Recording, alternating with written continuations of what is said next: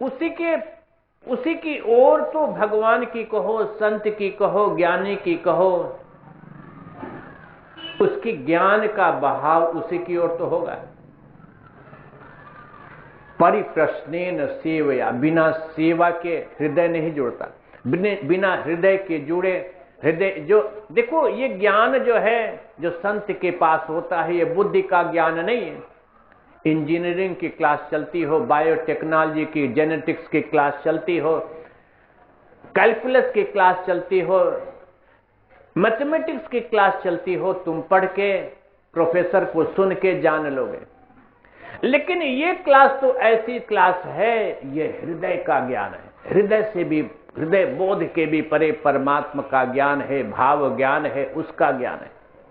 संत के हृदय से अपने हृदय को जब तक जोड़ोगे नहीं, ये ज्ञान तुम्हारे अंदर, ये बोध तुम्हारे अंदर अवतरित नहीं होगा। ये इस बोध का तो अवतरण होता है, बुद्धि से इसका आहरण, इसका आग्रहण नहीं होता।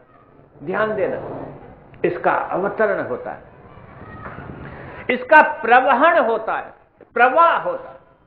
तो संत के हृदय से जोड़ने के लिए सेवा करनी पड़ती, प्रेम करना पड़ता। तो जान लिया सतपात्र है 3 दिन इस बालक ने, और देखो ऋषि पुत्र है, ब्राह्मण पुत्र है, ऋषि पुत्र है नचिकेता। अब पिता इतना बड़ा ज्ञानी, तो संभावना ज्यादा से ज्यादा यही कि पुरुष, ये पिता का संस्कार बेटे में तो आया होगा। जेनेटिक्स भी तो जीन की महिमा को बताती है। जेनेटिक्स आज की कहती है कि ये जो संस्कार हैं, शुद्धता के, पवित्रता के, आचरण के, सदाचार के, गंभीरता के, सत्यनिष्ठा के, ईमानदारी के, आज जेनेटिक्स ने, आज विज्ञान ने मान लिया कि ये तुम्हारे जीन निर्धारित करते हैं।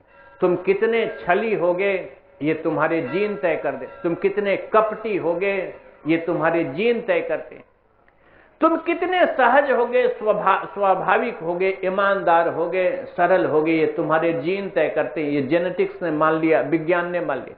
और जीन कहां से आता? जीन माता पिता से आता। जीन कहां से आता है? माता पिता से। तो जेनेटिक्स धीरे धीरे उस विज्ञान तक पहुंच रहा है। यम ने जान लिया, राज ने जान लिया, नचिकेता सतपात्र ये सुन सकेगा। और फिर देखो प्रश्न करता गया नचिकेता, जवाब देते गए धर्मराज। और छोटा सा ग्रंथ है कठोपनिषद, थोड़े से मंत्रों का, थोड़े से श्लोकों का मंत्र है कठोपनिषद। थोड़े से संवाद में जितनी देर में बोल रहा हूं इतना समय भी नहीं लगा होगा महाराज। श्रवण की क्षमता ऐसी है। श्रवण के माध्यम से गुरु बोल रहा है, संत ज्ञानी, यमराज जैसा ज्ञानी कौन होगा? धर्मराज जैसा ज्ञानी कौन? धर्मराज बोल रहे हैं और नचिकेता पी रहा है। श्रवण इंद्रिय के माध्यम से, कानों के माध्यम से जीवन मर्म ज्ञान को, भगवत मर्म ज्ञान को पी रहा है। सारा का सारा अमृत पान कर लिया और कहा कि मैं कृतकृत्य हो गया, मैं कृतार्थ हो गया, मुझे ज्ञान हो गया। कठोपनिषद यहीं पर संपन्न होता है। तो श्रवण की महिमा को समझो महाराज, श्रवण सीखना चाहिए। आज तो मैंने फिर समय ले लिया। विषय हे नाथ नारायण वासुदेव, जनतांत्रिकरण की जो प्रक्रिया है वो सुंदर तो है, लेकिन सबके अंदर अधिकार के विकेंद्रीकरण के कारण, जन जन तक सत्ता के हस्तांतरण की प्रक्रिया के कारण जन जन अपने को स्वामी जैसा समझने लगा है और केवल हक की लड़ाई लड़ रहा है। तो उसे ऐसे मंत्र जो हैं, श्री कृष्ण गोविंद, हे नाथ, हरे मुरारे, हे नाथ नारायण वासुदेव, ये भगवान के नाथ जैसे संबोधन। नाथ माने स्वामी। किसी को भी आज का मनुष्य स्वामी नहीं कहना चाहता, किसी को भी। इसलिए संत का अनादर इतना ज्यादा है।